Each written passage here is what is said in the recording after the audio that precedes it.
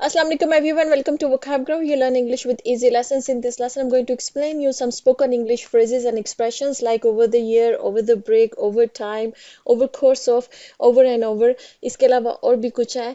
आप में से किसी ने ये रिक्वेस्ट की थी, उसने मुझसे रिक्वेस्ट की थी over the year and through the year को एक्सप्लेन कर दे. तो मैंने सोचा कि इससे रिलेटेड जो बाकी भी जो फ्रेजेस हैं तो उनको भी मैं एक्सप्लेन कर देती हूँ, एक कंप्लीट लेसन बना देती हूँ. ठीक है, तो अभी हम इन जो ये स्पोकन इंग्लिश में इस्तेमाल होने वाली फ्रेजेस हैं, राइटिंग में भी इस्तेमाल होती हैं, तो इनको समझते हैं आज किन का क्या मतलब है, कैसे हम इस्तेमाल करेंगे. तो पहले देखते हैं ओवर द ईयर को. Over the year refers to events or changes that occur throughout a single year or over the span of a year.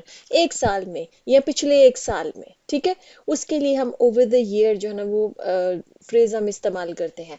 कोई काम हुआ, कोई चीज हुई जो पिछले एक साल के अंदर हुई तो हम कहेंगे ओवर द ईयर. ठीक, अभी आपको सेंटेंसेस में समझ आएगी. जैसे कि पहला सेंटेंस है companies revenue grow steadily over the year, कि कंपनी का जो रेवेन्यू है ना ग्रो बढ़ा है steadily, Aahista Aahista over the year, पिछले एक साल में या एक साल के अंदर. ठीक है, कंपनी का रेवेन्यू जो है उसको रिव्यू किया जा रहा है, और उसको जब रिव्यू किया जा रहा है तो वहां पर ये समझ में आ रही है कि पिछले एक साल के अंदर रेवेन्यू आहिस्ता आहिस्ता बढ़ा है. ठीक है, तो ओवर द ईयर कोई काम हुआ है, इसका मतलब है कि पिछले एक साल के अंदर वो काम हुआ है. जैसे कि she made remarkable progress in her fitness goals over the year, कि उसका जो फिटनेस गोल्स थे कि भाई मेरा वेट इतना होना चाहिए, मेरी हेल्थ कंडीशन इतनी होनी चाहिए, मेरी फिटनेस ऐसी होनी चाहिए. ठीक है, वहां पर उसने जो है बड़ी अच्छी उसने प्रोग्रेस की है, मतलब उसके अंदर उसकी तरक्की हुई है, वो बेहतरी आई है उसके अंदर ओवर द ईयर, एक साल के अंदर. ठीक है, एक साल में जो है ना उसकी फिटनेस में बड़ी रिमार्केबल किस्म की प्रोग्रेस हुई है, उसमें बेहतरी आई है. अच्छा जी, अब आ जाते हैं हम थ्रू आउट द ईयर. आपने थ्रू आउट द ईयर भी सुना होगा, ओवर द ईयर भी सुना होगा. डिफरेंस क्या है? एक्चुअली डिफरेंस कोई इतना खास नहीं है, दोनों मिलते जुलते हैं. इसको इंटरचेंजेबली भी इस्तेमाल कर सकते हैं. थोड़ा सा इसमें फर्क आता है, वो ये आता है कि थ्रू आउट द ईयर हम तब यूज करते हैं जब हम ड्यूरेशन के ऊपर फोकस कर रहे होते हैं, पूरे साल के ड्यूरेशन के ऊपर फोकस कर रहे होते हैं. ठीक है, और उसमें भी हम ये कह रहे होते हैं कि थ्रू आउट द ईयर हम किसी ऐसी चीज के लिए बोल रहे होते हैं जो काम अभी चल रहा है, कंप्लीट नहीं हुआ है. ओवर द ईयर का मतलब है कि एक काम जो है ना वो एक सर्टेन पॉइंट पे पहुंच गया है, उसमें एक कंप्लीशन हो चुकी है. ठीक है, थ्रू आउट द ईयर जो है उसका मतलब ये होता है, एक तो हम पूरे साल के दौरान जो है ना, पिछले एक साल में जैसे हम उर्दू में बोलते हैं वो तो हो गया ओवर द ईयर. एक साल के दौरान जो हम बोलते हैं ना वो हो गया थ्रू आउट द ईयर. उसमें ड्यूरेशन के ऊपर जो है ना वो ज्यादा फोकस होता है थ्रू आउट द ईयर. लेकिन इसको अक्सर लोग जो है इंटरचेंजेबली भी यूज कर लेते हैं क्योंकि मिलते जुलते मीनिंग है. थोड़ा सा सटल सा डिफरेंस है इसके अंदर, कि इसमें फोकस ड्यूरेशन पे होता है और इसमें ये फोकस होता है कि एक चीज अभी ना ऑन गोइंग है, अभी चल रही है. आपको एक सेंटेंसेस में समझाती है. जैसे ये the museum offers educational programmes throughout the year, मतलब पूरे साल में जो है ना जो म्यूजियम है वो बहुत ही अच्छे किस्म के एजुकेशनल जो प्रोग्राम्स हैं, लर्निंग के प्रोग्राम्स वो ऑफर करता रहता है. मतलब एक प्रोग्राम आया 2-3 महीने का, फिर वो खत्म हो गया, फिर थोड़ी देर के बाद कोई महीने बाद कोई और प्रोग्राम आया, तो थ्रू आउट द ईयर जो है ना वो उनके चलते रहते हैं. मतलब पूरे एक साल के अंदर यहाँ पे देखिए ड्यूरेशन के ऊपर फोकस है, और ये वो चीज है जो कि कंटिन्यूअस चलती रहेगी. मतलब हमेशा अगले साल भी ऑफर होते रहेंगे, उससे अगले साल भी ऑफर होते रहेंगे कोर्सेज. ठीक है, तो ये कहने का मतलब कोर्सेज ऑफर होते रहते हैं, एजुकेशनल प्रोग्राम्स जो है वो ऑफर होते रहते हैं जहाँ पर स्टूडेंट्स जाके कुछ ना कुछ लर्न करते हैं. ठीक, इसी तरह से जैसे नेक्स्ट सेंटेंस है she maintained a high level of performance through out the year. ठीक, अब यहाँ पर भी ओवर द ईयर भी यहाँ पर कह सकते हैं, मतलब कि उसने पूरे साल के दौरान कोई भी ऐसा उसका पॉइंट नहीं है कि जहां पर उसकी परफॉर्मेंस जो है वो ड्रॉप हुई है. तो उसने बड़ी हाई लेवल की जो परफॉर्मेंस है वो उसने मेंटेन की है थ्रू आउट द ईयर. अब यहाँ पर भी देखिए थ्रू आउट द ईयर जब आता है ना तो उसमें ड्यूरेशन के ऊपर जो ना फोकस होता है. अब ओवर द ईयर कहेंगे तो कहेंगे कि हाँ पिछले एक साल में ऐसे हुआ, लेकिन जब थ्रू आउट द ईयर कह रहे होते हैं तो फोकस कर रहे होते हैं कि ड्यूरेशन के ऊपर फोकस है, और ये कह रहे होते हैं कि उसमें कहीं भी कोई ड्रॉप नहीं आया है. ठीक है, तो ये थोड़ा सा सटल सा डिफरेंस है. अच्छा जी, नेक्स्ट आ जाते हैं ओवर टाइम. ओवर टाइम हम तब यूज करते हैं जब हमने कहना होता है वक्त के साथ. ठीक है, ओवर टाइम, वक्त के साथ कुछ चीजों में चेंजेस आते हैं, कुछ प्रोग्रेस होती है, कुछ तब्दीलियां आती हैं। तो जब हम कहते हैं ना कि ये चीज ओवर द टाइम हुई, ओवर टाइम हुई, ठीक है, तो ओवर टाइम का मतलब ये होता है कि वक्त के साथ हुई ये चीज, उनका रिलेशनशिप अच्छा हुआ, ओवर टाइम उनका रिलेशनशिप बेहतर हो गया। मियाँ बीवी में पहले प्रॉब्लम्स थी, लेकिन फिर वक्त के साथ उनका जो रिलेशनशिप, उनका जो रिश्ता है वो बेहतर हो गया, ठीक है। तो वहां पर ओवर टाइम जो है ना वो यूज किया जाता है। जैसे एग्जांपल्स में देख लें, over time he became more confident in his abilities, वक्त के साथ उसका जो कॉन्फिडेंस है वो बेहतर हुआ है। हर इंसान के अंदर एबिलिटीज होती हैं, जरूरी नहीं है कि दूसरों के सिमिलर एबिलिटीज हों, ठीक है। हर इंसान की अपनी अपनी खास क्वालिटीज होती हैं। तो अपनी क्वालिटीज पे जब इंसान फोकस करता है, उनको बेहतर करता है, तो फिर क्या होता है, उसका कॉन्फिडेंस बूस्ट होता है, ठीक है। तो over time he became more confident in his abilities, कि अपनी एबिलिटीज में वक्त के साथ वो कॉन्फिडेंट हुआ, ठीक है, उसमें खुद एतमादी आई। तो खुद एतमादी जिंदगी में हमेशा वक्त के साथ आती है, ठीक, ये ओवर द ईयर नहीं होता है, वक्त के साथ। तो ओवर टाइम हम यहाँ पर यूज करेंगे। जैसे कि हर English language skills improved significantly over time, ठीक है, कि वक्त के साथ जो है ना उसकी जो इंग्लिश लैंग्वेज की जो स्किल्स हैं वो इम्प्रूव हुई। और सिग्निफिकेंटली का मतलब ये है कि बड़ी वाजिया किस्म की, जिसको आप देख सकते हैं, जो फर्क आप महसूस कर सकते हो, वहां पर हम सिग्निफिकेंट जो है ना वो यूज करते हैं। सिग्निफिकेंटली मतलब बड़ी वाजिया किस्म की। अच्छा जी, नेक्स्ट हमारे पास फ्रेज है, वो है जी over the next few days. Over the next few days हम कहते हैं अगले चंद दिनों में, ठीक है। अगले चंद दिनों में जब हमने कोई काम के बारे में कहना होता है तो वहां कहते हैं over the next few days, ठीक है। Over the past few months भी कहा जाता है, यूज की जाती है। वो जब कहा जाता है कि पिछले कुछ महीनों में जब हमने कहना हो, या over the next few weeks, अगले कुछ हफ्तों में, ठीक है। Over the past few weeks, पिछले कुछ हफ्तों में, ये इस तरह से ये फ्रेज जो है, जो भी आपने टाइम पीरियड बोलना होता है, तो वहां पर जो है अगले कहना हो तो next few days, next few weeks, next few months, आप इस तरह से यूज कर सकते हैं।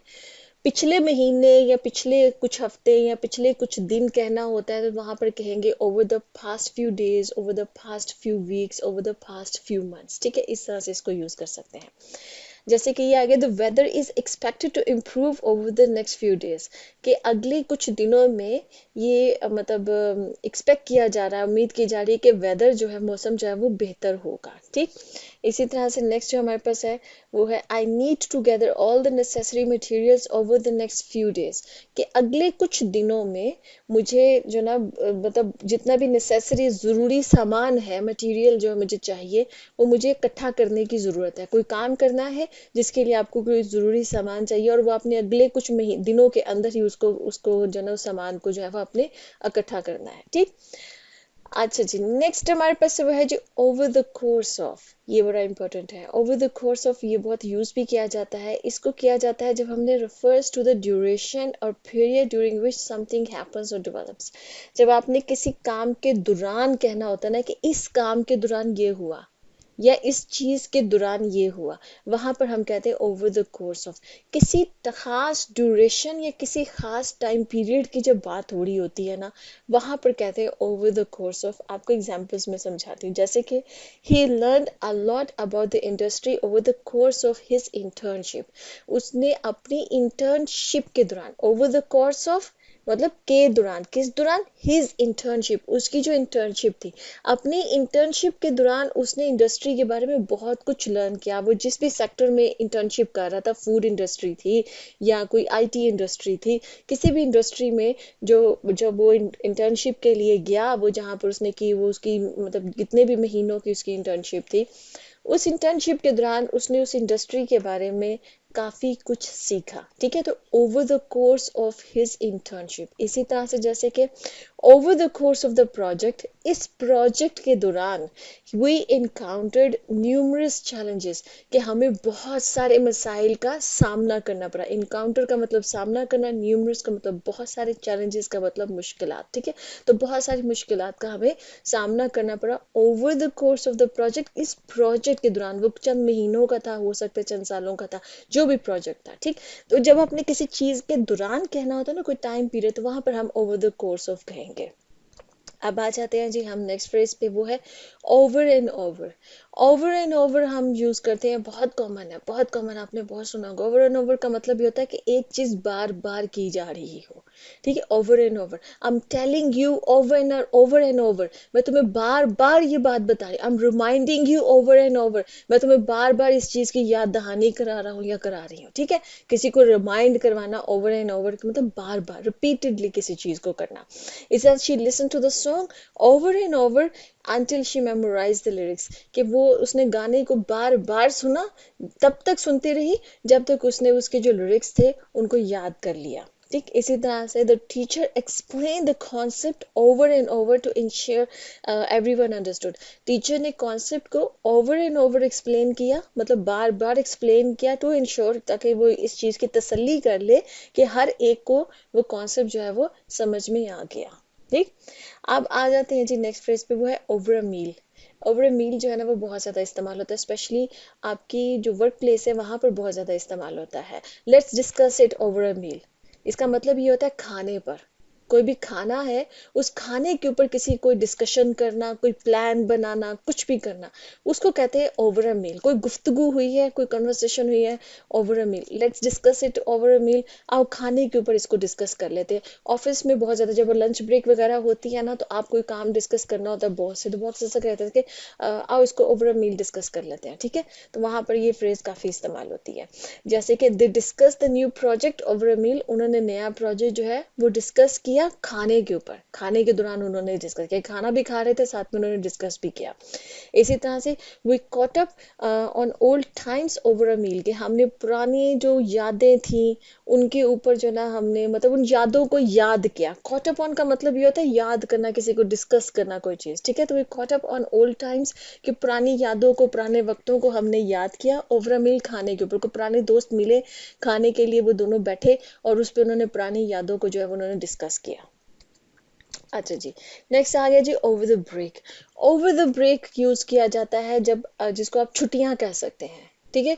आप आपके ऑफिस में थी, आप जैसे काम करते हैं इंसान, और बीच में कुछ एक हफ्ते की किसी भी कितने भी टाइम की जो है ना वो छुट्टियां आ गई, ठीक है, ब्रेक आ गई, तो ओवर द ब्रेक। और वहां पर आपने उस ब्रेक में, उस छुट्टियों में जो आपको काम के दौरान जो आपको थोड़ा सा वक्त मिला, छुट्टियों का वक्त मिला, कुछ वेकेशन का वक्त मिला, कुछ ब्रेक लगी मिली आपको, ठीक है, वहां पर आपने कुछ काम किया, तो वो कहेंगे कि ये काम मैंने ओवर द ब्रेक किया, मतलब मैंने छुट्टियों में किया ये काम। जैसे कि सेंटेंसेस है, over the break he finally got some much needed rest.